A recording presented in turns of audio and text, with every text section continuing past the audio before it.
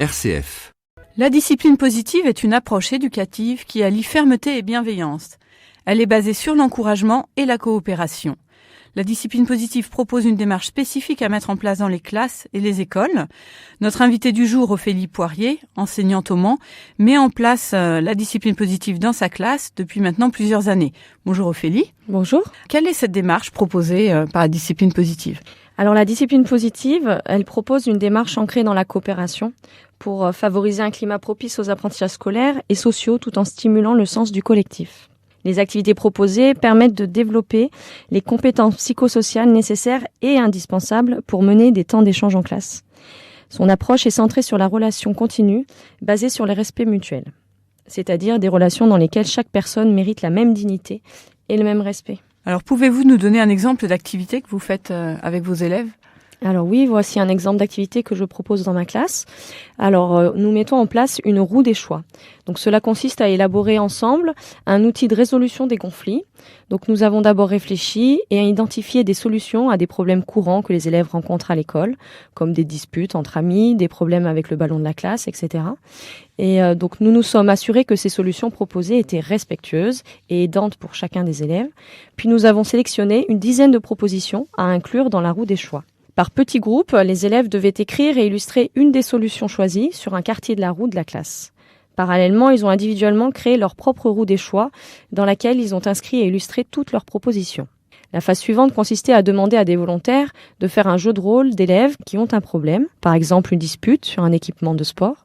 Et au milieu du jeu de rôle, un autre élève venait présenter la roue des choix aux deux volontaires pour qu'ils choisissent une solution. Ce jeu de rôle a été mis en place plusieurs fois avec des situations différentes. Dans la classe est donc affichée notre roue des choix. Pendant les conseils, les élèves peuvent s'aider de celle-ci pour résoudre un problème. Et dans le quotidien, quand l'élève est face à un conflit qu'il n'arrive pas à résoudre, je lui propose de se référer à cette roue des choix qu'ils ont tous dans leur casier. Alors, avez-vous constaté une évolution dans le comportement des élèves suite à la mise en place de cette roue des choix ? Alors cette année, oui, je peux observer à plus long terme les effets de ces activités car j'ai la moitié de ma classe de l'an dernier. Et par rapport aux élèves que j'ai accueillis cette année, il y a une différence d'expérience et je vois réellement des différences aussi par rapport à la recherche des solutions. Mes anciens élèves ont compris que ces solutions devaient être aidantes et non punitives. Et ils ont moins de conflits à régler en temps d'échange car ils utilisent davantage les messages clairs par exemple et puis les autres solutions proposées dans la roue des choix. Donc ils deviennent même des tuteurs pour les nouveaux élèves pour mettre en place toutes ces démarches. Et voyez-vous des bénéfices sur le climat de la classe ? Je remarque que certains élèves prennent confiance en eux lorsqu'ils se sentent inclus dans la création des différents choix, notamment dans la roue des choix.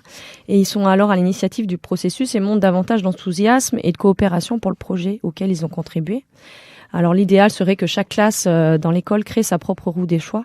Cela permettrait d'élaborer une roue des choix d'école qui serait utilisée dans un cours de récréation. Cet outil leur permettrait de résoudre la plupart des conflits rencontrés lors de ces moments de jeu. Et les élèves seraient de nouveau disponibles pour les apprentissages au retour en classe. Je constate que les élèves comprennent vite tout leur intérêt de trouver des solutions à leurs problèmes relationnels. Ils s'accaparent assez facilement ces outils.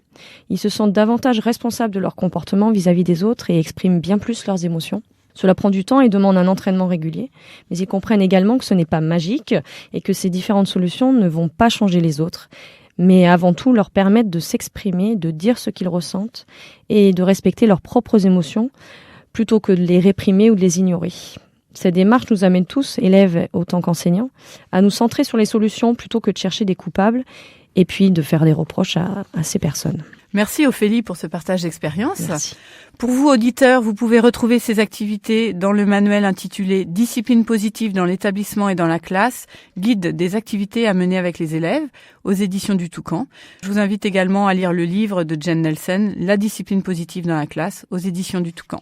Et pour toute information sur la discipline positive, consultez le site disciplinepositive.fr. Je vous souhaite une bonne route sur les chemins de l'apprentissage.